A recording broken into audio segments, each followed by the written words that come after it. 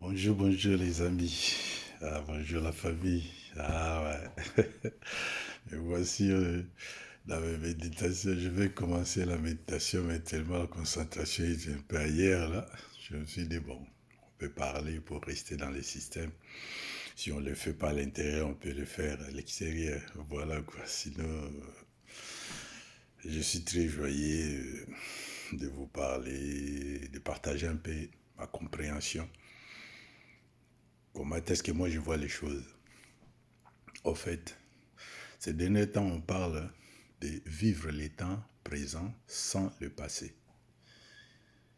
C'est vrai et facile de parler quand on ne fait pas analyser les choses en profondeur. C'est pas correct ce qu'on dit, c'est pas juste. Quand on parle du temps, on parle des trois étapes, le passé, le présent et l'avenir, le futur. Les trois temps là fait les trois étapes fait les temps.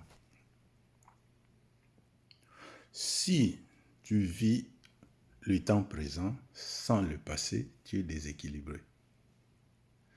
Si tu vis ou tu te projettes dans le futur sans le présent et le passé, tu es à côté. L'intelligence n'y est plus. Vous voyez? Donc on ne peut pas un homme parfait si on ne vit pas les trois temps ensemble. Il faut partir du passé qui fait ton présent. Et ton présent, il faut se projeter dans le futur. Si tu ne te projettes pas dans le futur,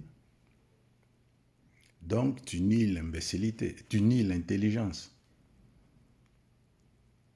Tu vis aujourd'hui pour prévenir. D'ailleurs, en médecine, on dit, mieux vaut prévenir que guérir. Comment on prévient? C'est le futur. Vous comprenez à peu près le système. Donc, cette manière de dire que il ne faut pas s'occuper du passé, vivre le présent à fond, rend l'homme faible. Il faut comprendre les trois temps là, dans l'homme. Là, on entre dans la spiritualité. Quand on parle du passé, c'est ce qui nous porte. Quand on parle du présent, c'est le ventre. Quand on parle du futur, c'est la tête. Donc, l'homme n'est complet que s'il maîtrise les trois aspects-là. Donc, cette manière de parler qu'il faut vivre les présents sans se soucier du passé, non, c'est pas trop intelligent. C'est pas trop sage, c'est trop limité et c'est pas bien. Voilà, ça c'est passé. Bon, maintenant je vois un peu les actualités, ce qui se passe au Congo, en RDC. On a vu les Congolais reconnaître qu'ils avaient leur prophète Simon Kimbangu. Ils l'ont placé sa naissance au niveau du mois d'avril. Analysons le mois d'avril. Ou pourquoi le mois d'avril? Vous vous rappelez, les anciens, ils priaient le dieu soleil. Quand on parle du soleil, vous comprenez aussi les Noëls, la mort de Jésus. Donc Jésus, il était considéré comme Dieu, donc le Dieu soleil. Il était mort au mois de décembre. Donc, l'hibernation du soleil, vous comprenez? Et le soleil sort au mois d'avril, le printemps. Vous comprenez maintenant? Le printemps est la période où tout s'éclaircit, tout sort.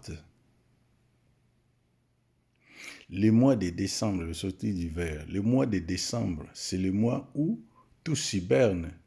Il n'y a plus des arbres qui fleurissent, il n'y a plus rien. Tout rentre à la mort. Et après la mort, il y a le printemps. Donc tout fleurit, tout en abondance, il y a des couleurs, des histoires comme ça. Donc c'est l'épanouissement. Comme on peut dire en langage simple, c'est l'épanouissement. C'est le soleil qui apparaît. La misère est partie. Mais expliquons ça d'une manière spirituelle.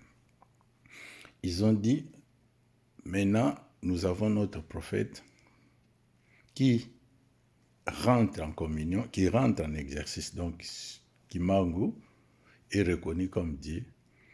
Bon, reconnaître comme Dieu, c'est autre chose. Mais maintenant, comment faire pour qu'il devienne une entité forte, un égrégore forte?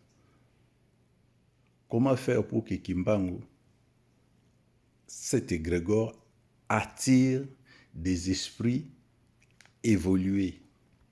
Donc ça demande aussi aux élèves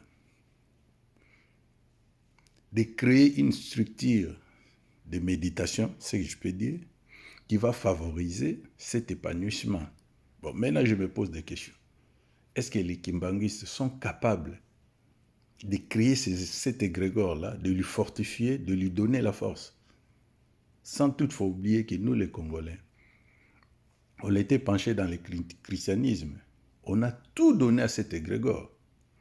On lui a donné la force que tout le monde voit. Aujourd'hui, cet égrégore, il est devenu très, très, très fort. Mais on n'a pas su lui ramener dans notre réalité. Du coup, notre énergie a servi l'autre. Le christianisme a construit l'Europe, mais pas l'Afrique. Pourquoi? Parce qu'on n'a pas eu des initiés, des élèves capables de tirer cette énergie vers eux.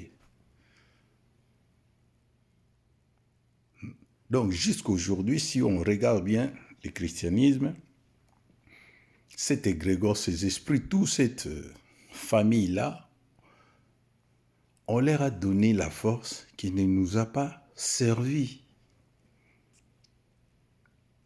Bon, maintenant on crée notre égrégore à nous, on dit Simon Kimbangu et notre dit oui. Bon, mais maintenant, comment faire pour attirer des grands esprits dans cet égrégore-là?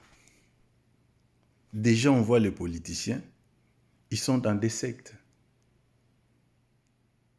On voit les autochtones, ils sont dans des pratiques noires. On voit et même les kimbanguistes, ils sont dans la merde sans précédent. Mais comment faire maintenant pour donner la force à cet égrégore, à ce Dieu Kimbangu, comme on dit, pour qu'on puisse, pour que les grands esprits viennent? Déjà avec le christianisme, on a échoué. On a échoué parce que ça nous a pris toute notre force, toutes nos énergies, et ça a servi aux autres. C'est l'homme blanc qui a profité de notre naïveté dans le christianisme. Jusqu'aujourd'hui, il nous voit des toutous. C'est vrai, on est petit quand même par rapport à l'homme blanc, qu'on ne vous trompe pas. On est vraiment des petits.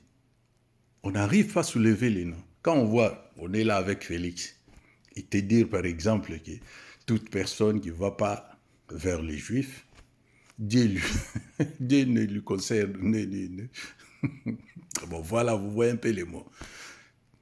Ce sont des bêtises.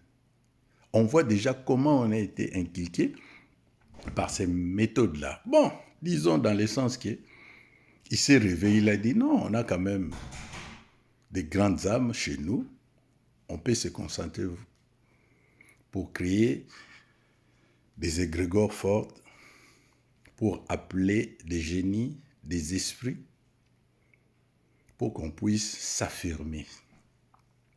Mais je me demande, moi, qui sont prêts à travailler pour cet égrégore-là? Parce que ce que je vois est petit. Les kimbanguistes ne sont pas forts, croyez-moi. Ça se voit. Nous-mêmes, les autochtones, ne parlons même pas. D'ailleurs, on ne sait même pas qu'est-ce qu'on appelle l'égrégore, qu'est-ce qu'on appelle Dieu, comment on fait des dieux, comment on fait... On a échoué dans le christianisme. J'ai dit, on a trop donné. L'égrégore des chrétiens est devenu très, très fort, très grand. Il s'est imposé partout au monde. Mais on n'en profite pas. Pourquoi?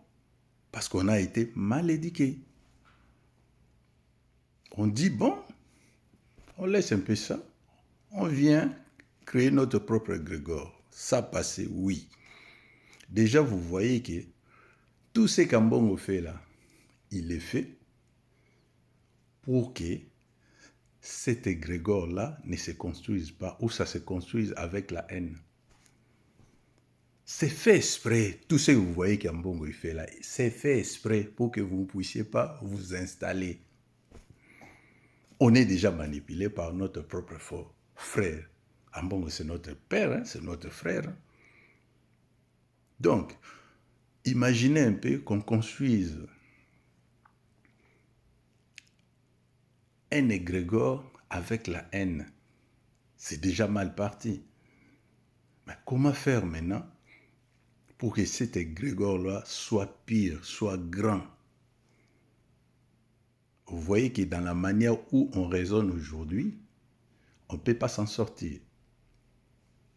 Pourquoi? Parce que quand on parle des égrégores, on parle des génies, on parle des esprits, on est dans le monde de l'eau, dans le monde des influences, dans le monde des astres,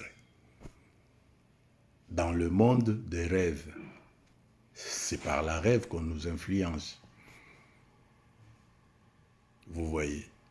Donc, pour moi, je vois, pour qu'on contrôle tous les égrégores qui sont dans notre pays, il faut ramener la conscience au niveau de l'air.